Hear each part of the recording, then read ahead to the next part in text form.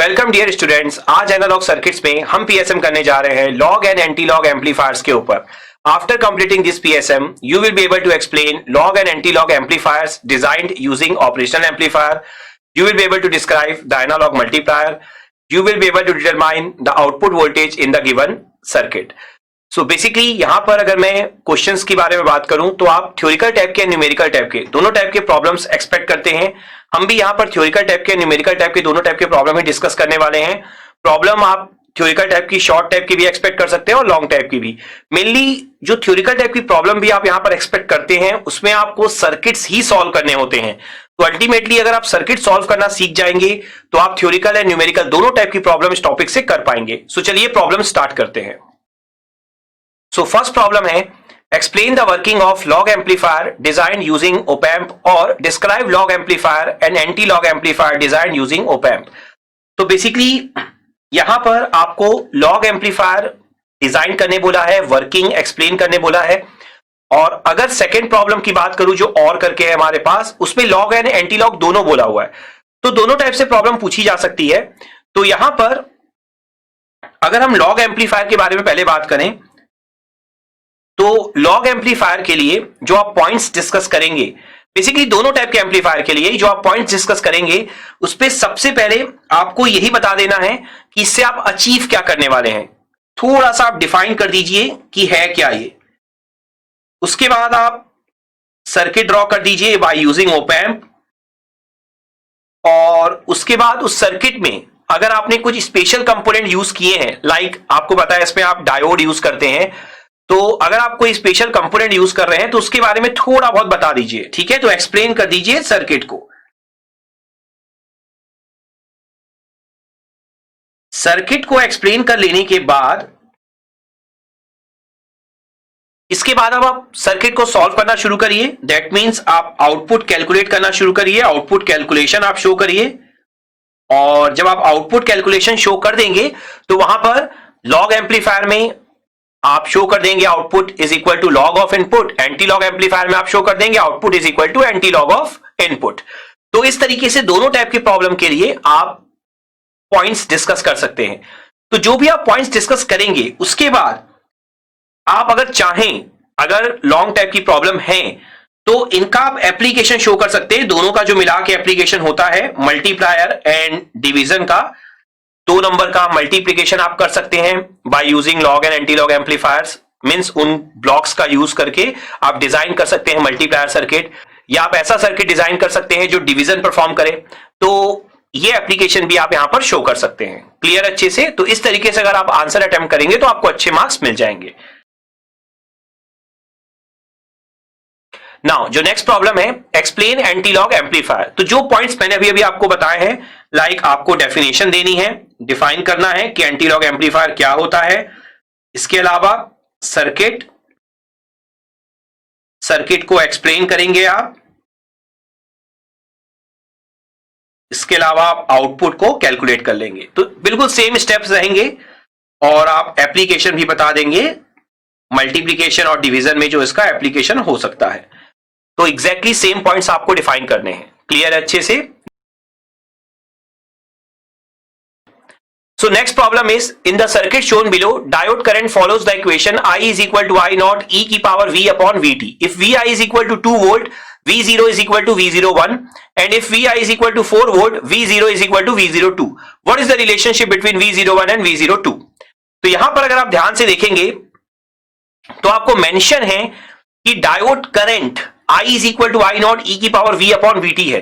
देखिए हम डायोड बहुत डिटेल में स्टडी कर चुके हैं। इस डायोड करंट को देखकर ही हमें समझ में आ जाना चाहिए कि ये फॉरवर्ड बायस है डायोड, क्योंकि फॉरवर्ड बायस करंट का इक्वेशन ही होता है I is equal to I naught e की power v upon eta vt -1, और अप्रोक्सीमेट करके हम लिख सकते हैं I is equal to I naught e की power v upon eta vt। eta की वैल्यू यहां पर 1 दी है, तो ये हमें क्लियरली मेंशन किया हुआ है करंट की वैल्यू क्या है। तो हमें फॉरवर्ड बायस लेकर चलना है। दैट मींस जो करंट फ्लो होगी डायोड के अक्रॉस वो फ्लो होगी प्लस से माइनस। तो अगर आप देखें ये प्लस होता है और ये माइनस, तो करंट इस तरीके से फ्लो हो रही है। आपको दिया नहीं था, ये बात समझनी होगी आपको। सर्किट में आपको आई कहां पर है बिल्कुल नहीं दिया है, लेकिन इक्वेशन तो दिया हुआ है डायोड करंट। तो ये आपको क्लियरिटी यहां से मिल गई कि प्लस से माइनस, ठीक है। अब अगर आप देखेंगे तो आपको VI के बारे में बताया गया है, R के बारे में दिया हुआ है, R आपको R ही गिवन है वैसे तो, और V0 आपको यहां पर इंडिकेटेड है कि V0 आपका आउटपुट वोल्टेज है। तो VI की वैल्यू जो है एक बार आपको 2 वोल्ट लेनी है और एक बार 4 वोल्ट लेनी है। तो अगर आप यहां पर ध्यान से देखें सर्किट को, तो ये सर्किट जो है आपका, ये प्योरली आपका क्या है, लॉग एम्पलीफायर है, ठीक है ना। ये बिल्कुल स्टैंडर्ड सर्किट है लॉग एम्पलीफायर का। तो आप चाहें तो लॉग एम्पलीफायर के स्टैंडर्ड रिजल्ट का यूज करके भी यहां पर कैलकुलेशन कर सकते हैं, या तो बहुत ही सिंपल सर्किट है, आप अगर एग्जाम में कैलकुलेशन शो भी कर देंगे तब भी कोई प्रॉब्लम नहीं है। तो यहां पर मैं कैलकुलेशन शो ही कर देता हूं आपको। तो आप देखिए ये 0 वोल्ट हो जाएगा, क्योंकि पॉजिटिव टर्मिनल और नेगेटिव टर्मिनल में वोल्टेज सेम होता है नेगेटिव फीडबैक के केस में।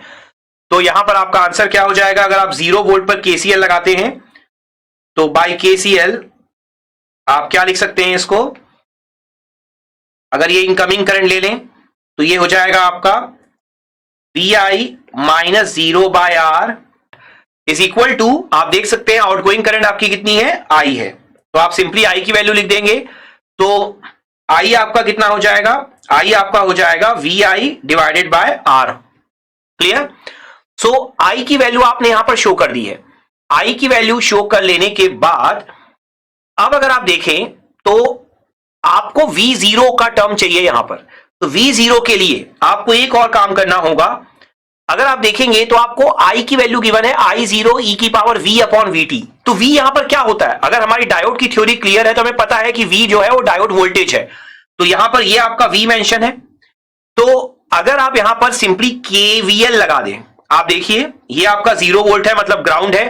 तो अगर आप ग्राउंड से ग्राउंड, बेसिकली ये V0 है ना, V0 को आप कैसे बना सकते हैं, प्लस माइनस V0 और ये बना देंगे ग्राउंड, ठीक है। जब भी कोई पॉइंट दिया हो वोल्टेज का तो आप प्लस माइनस करके ऐसे ही शो करते हैं। तो अगर आप 0 वोल्ट मतलब ग्राउंड से ग्राउंड तक अगर KVL लगा दें तो बाई KVL अगर आप देखें तो 0 वोल्ट तो 0 ही रहेगा, फिर क्या हो जाएगा आपका प्लस V, वोल्टेज का हमेशा आपको पहला साइन लेना है, आप क्लॉकवाइज घूम रहे हैं तो प्लस V और प्लस V नॉट, और आप ग्राउंड पे पहुंच जाएंगे, इक्वल टू 0 हो जाएगा। तो यहां पर V की वैल्यू क्या होगी, माइनस V नॉट आ जाएगी, ठीक है। तो V की वैल्यू माइनस V नॉट आ गई है। इसके साथ साथ अगर आप देखें यहां पर जो आपने I लिखा था, I की वैल्यू क्या थी, I नॉट e की power V upon VT e की पावर VI अपॉन R। तो ये आपको दिया हुआ था यहां पर, ठीक है। तो अगर आप यहां पर V की जगह माइनस V नॉट कर दें तो आपके इक्वेशन में आपको माइनस V नॉट दिखाई देने लगेगा। हमने बस क्या किया, यहां पर जो I की वैल्यू दी हुई थी हमें, हमने वो वैल्यू पुट कर दी है।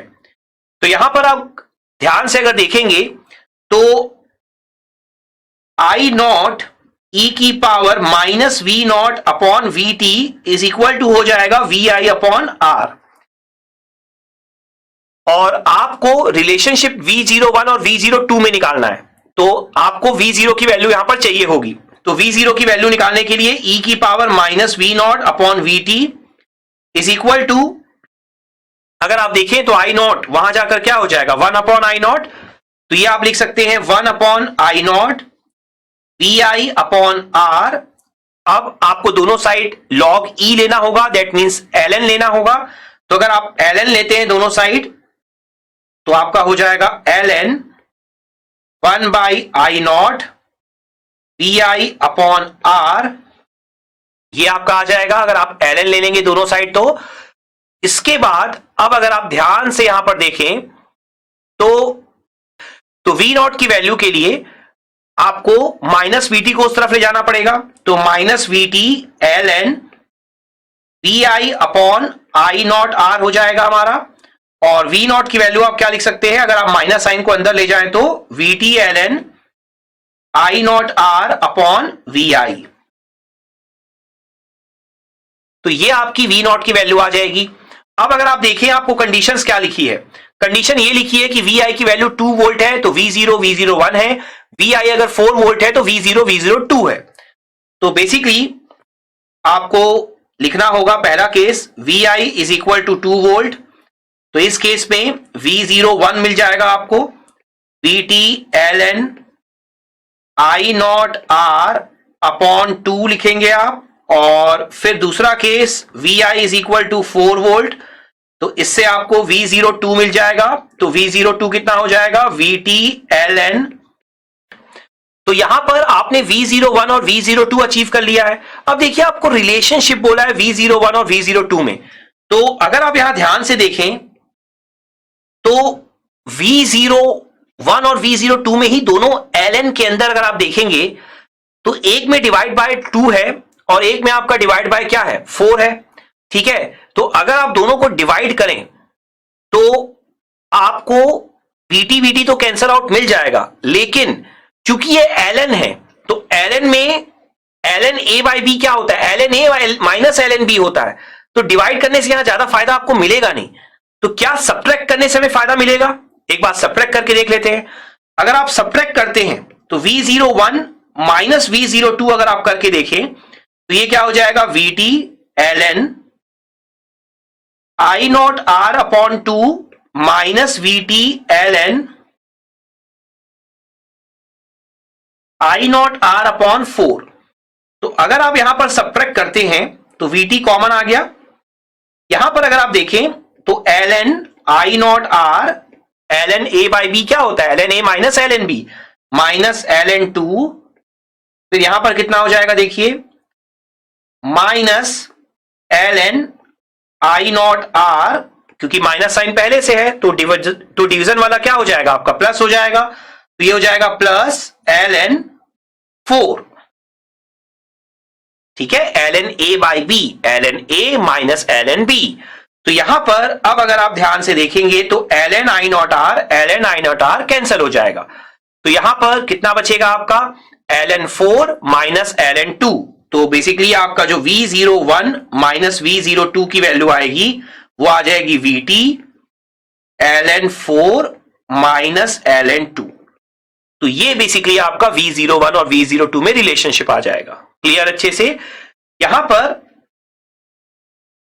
अगर आप क्वेश्चन को देखेंगे तो क्वेश्चन में क्या है, इन्होंने रूम टेम्परेचर मेंशन नहीं किया है। अगर इन्होंने रूम टेम्परेचर मेंशन किया होता तो आपका जो आंसर आप लिख सकते थे, आप एक प्रॉपर वैल्यू लिख सकते थे यहां पर, क्योंकि VT रूम टेम्परेचर पर थर्मल वोल्टेज जो है हमारा होता है 0.0258, ये हमने बहुत बार पढ़ रखा है। ln 4 ln 2 अपने आप में एक न्यूमेरिकल वैल्यू ही है, तो आप बड़े आराम से एक न्यूमेरिकल वैल्यू लिख सकते थे, लेकिन चूंकि इन्होंने रिलेशनशिप नहीं लिखा हुआ है, इन्होंने रूम टेम्परेचर नहीं मेंशन किया है, तो आप सिंपली यहीं पर अपना आंसर लीव कर देंगे। ठीक है, यही आपका रिलेशनशिप आ गया V01 और V02 का। अब आपको यह भी क्लियर हो गया होगा कि हमने डिवाइड क्यों नहीं किया, V01 अपॉन V02 क्यों नहीं किया, क्योंकि ये ln a बाई बी का फॉर्म था। तो सब्ट्रैक्ट करने से देखिए क्या हुआ, ln I not R ln I not R cancel हुआ, डिवाइड करने से कोई फायदा नहीं होता आपको। क्लियर है अच्छे से।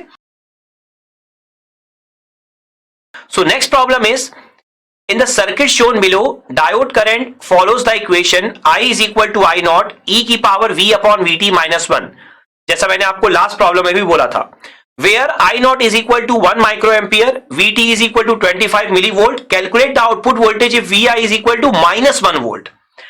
तो देखिए VI जो भी है वो हम लास्ट पे पुट कर लेंगे, और यहां पर अगर आप देखेंगे लास्ट क्वेश्चन में तो हमें डेरिवेशन की जरूरत नहीं थी, लेकिन चूंकि सिर्फ 2 से 3 लाइन का डेरिवेशन था तो मैंने शो कर दिया आपको, क्योंकि वो लास्ट क्वेश्चन जो था वो स्टैंडर्ड सर्किट था लॉग एम्पलीफायर का। ये आपका स्टैंडर्ड सर्किट नहीं है, ये आप देख सकते हैं बिल्कुल ही डिफरेंट सर्किट है। तो आपको बस ये आइडिया है कि डायोड लगा है तो कहीं ना कहीं ln या e की पावर तो यूज होगा ही होगा। तो यहां पर आपको सर्किट सॉल्व करना होगा। तो देखिए जो आप LM में पढ़ते हैं ना, LM में जो आपने डिफरेंट मैथमेटिकल ऑपरेशन के लिए सर्किट्स देखे थे, तो आपने क्या सीखा बेसिकली LM में, आपने जितने भी सर्किट सॉल्व किए ना, आपने सर्किट को सॉल्व करने का तरीका सीख लिया है। तो अब अगर कोई नया सर्किट भी आता है तो आपके पास सॉल्व करने का तरीका है, तो आपके लिए प्रॉब्लम बिल्कुल ऐसे ही होगी कि आप ऑलरेडी कर चुके हैं। तो इसको भी हम लोग अब सॉल्व करते हैं। तो ध्यान से देखिए,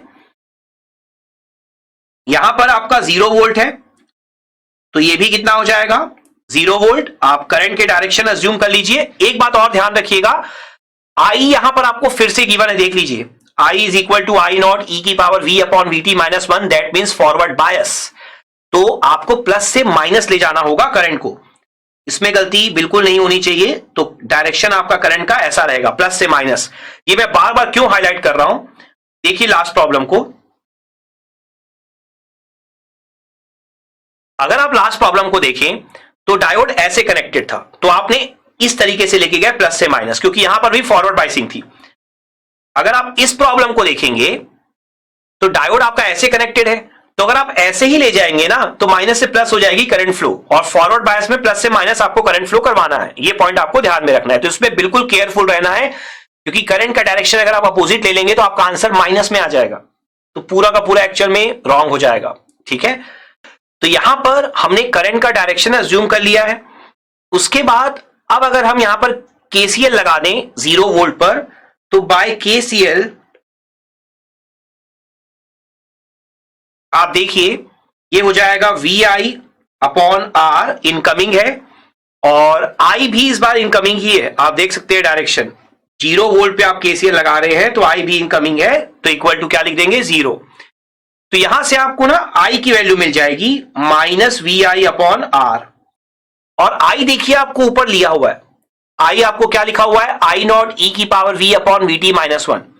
तो आप यहां पर वैल्यू रख दीजिए I नॉट ई की power V upon VT minus 1 is equal to minus VI upon R। इसके अलावा अगर आप एक और पॉइंट यहां पर देखेंगे तो I नॉट की वैल्यू आपको गिवन है, VT की वैल्यू इस बार गिवन है आपको 25 मिली वोल्ट, तो दोनों ही वैल्यू आपके पास है इस बार।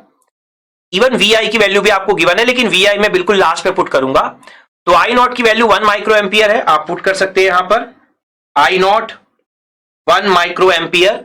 तो मैं बाय डिफॉल्ट सब कुछ मिली में लेकर चल रहा हूं, तो I नॉट को आप कितना पुट कर सकते हैं, 10 की power -3 milli ampere. Micro means 10 की पावर -6, तो मिली में कन्वर्ट करने के लिए आपको 10 की पावर -3 यहां पर लिखना होगा। आप देख सकते हैं 1 माइक्रो एम्पियर था आपका। VT कितना है, 25 मिली वोल्ट, तो E की पावर V अपॉन 25। तो चूंकि आपने VT को मिली वोल्ट में रखा है, तो V ऑटोमेटिकली जो आंसर है वो मिली वोल्ट में ही होगा। ठीक है, -1 इज इक्वल टू आपका क्या है, VI अपॉन R। तो इसको मैं अभी माइनस VI अपॉन R ही लिख रहा हूं। यहां पर अगर आप देखेंगे और कोई इक्वेशन अगर हमारे पास हो, तो आपके पास यहां पर एक और इक्वेशन निकल सकता है, वो ये वाला है। देखिए जो डायोड है, डायोड के साथ भी एक रेजिस्टेंस कनेक्टेड है। ठीक है, और जो हम लोगों ने लास्ट क्वेश्चन में किया था कि हम लोगों ने केवीएल लगाया था एक, यहां पर भी हम एक केवीएल चला सकते हैं। ठीक है, तो अगर हम आई वाले लूप के लिए केवीएल चला दें, इसे हम फिलहाल अभी इक्वेशन नंबर 1 डाल के छोड़ देते हैं। तो बाई केवीएल अगर आप देखें, अगर आप करंट के डायरेक्शन में मूव करते हैं, तो जैसा मैंने आपको बताया ये वोल्टेज आप क्या लिख सकते हैं, प्लस माइनस V0। तो आपको ग्राउंड से ग्राउंड जाना है, बेसिकली ये भी आपका ग्राउंड है, तो ग्राउंड से ग्राउंड अगर जाए तो माइनस V0, फिर देखिए I इंटू R, तो यहां तक हम पहले लिख लेते हैं माइनस V0 प्लस IR। फिर यहां पर ध्यान से देखिए डायोड, डायोड का वोल्टेज कितना है, फिर से V है, तो प्लस V लिखेंगे क्लॉकवाइज, सॉरी एंटी क्लॉकवाइज आप जा रहे हैं, तो एंटी क्लॉकवाइज जा रहे हैं। देखिए क्लॉक एंटी क्लॉक भी ध्यान रखने की जरूरत नहीं है आपको, आप बस ये ध्यान रखिए आप करंट के डायरेक्शन में जा रहे हैं, तो प्लस V और फिर सीधा सीधा क्या आ जाएगा, ग्राउंड। तो आप क्या लिखेंगे यहां पर, plus V is equal to 0। तो ये एक इक्वेशन आपको मिल जाएगा बड़े आराम से। I आपका फिर से वही है, I नॉट ई की power V upon VT minus 1।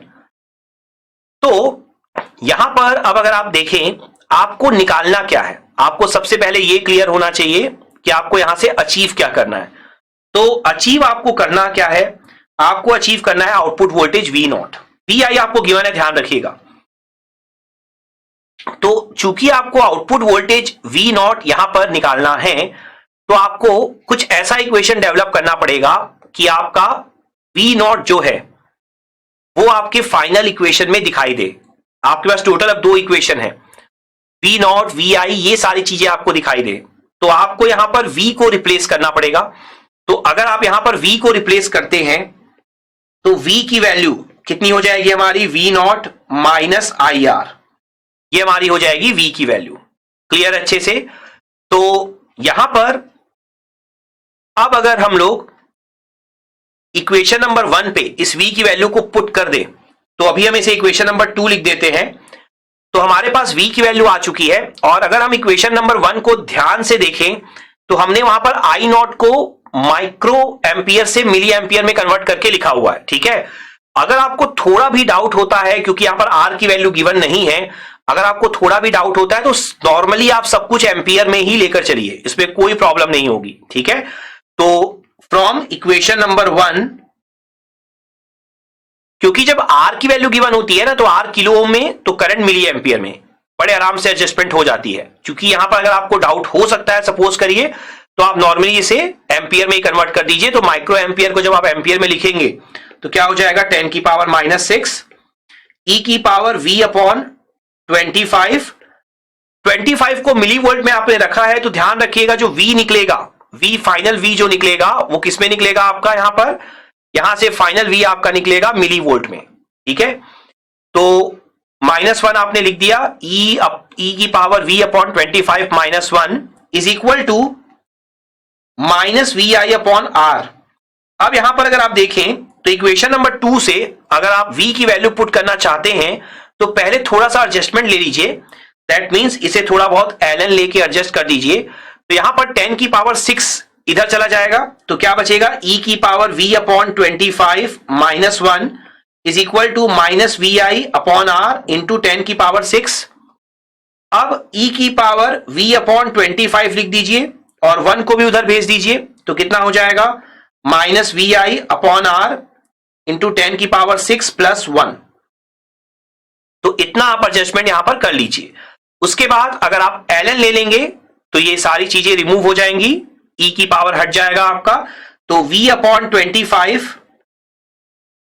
इसकी वैल्यू क्या हो जाएगी हमारी, -vi अपॉन r 10 की पावर 6 प्लस 1, इसका पूरा का पूरा आपने क्या ले लिया है, ln, ठीक है।